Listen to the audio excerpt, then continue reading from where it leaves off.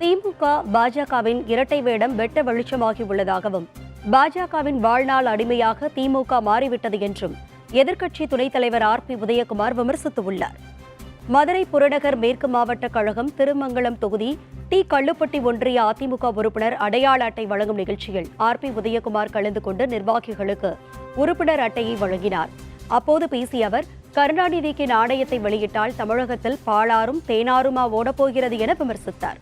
Railway திட்டங்கள், வளர்ச்சி மற்றும் வறட்சி நிதி வழங்காத மத்திய அரசை கண்டிக்காமல் மு.க. ஸ்டாலின் நன்றி தெரிவிப்பதாக ஆர்.பி. உதயகுமார் குற்றம் சாட்டினார். பாஜகவின் அடிமை அதிமுக என்று கூறிய திமுக இன்றைக்கு பாஜகவின் வாழ்நாள் அடிமையாக மாறிவிட்டதாக அவர் விமர்சித்தார்.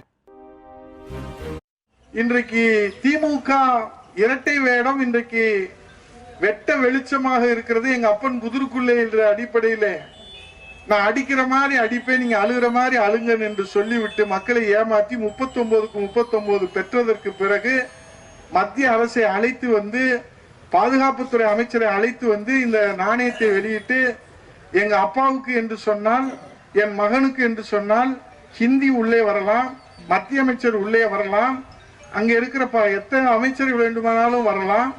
ஆனால் மத்திய அரசு வெளியிட்டிருக்கிற நிதிநிலை அறிக்கையிலே இன்றைக்கு நெத்திலே வைப்பதற்கு காலனா கூட தமிழ்நாட்டுக்கு ஒதுக்கவில்லை.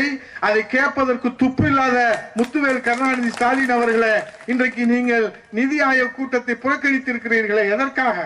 உங்கள் மகனை நீங்கள் அரியணையிலே அமர்த்துகிற போது எந்த ஆபத்து வந்துவிடக் கூடாது என்பதற்காக இன்றைக்கு அடிமைக்கு அடிமையாகி அடிமை சாசனத்தை நீங்கள் கையெழுப்பம் போட்டு கொடுத்திருப்பதை பார்த்து இந்த தமிழ்நாடு சிரிப்பாய் சிரிக்கிறது என்பதை இங்கே நான் பகிரங்கமாக வெளியிடுவதற்கு கடமைப்பட்டிருக்கிறேன்.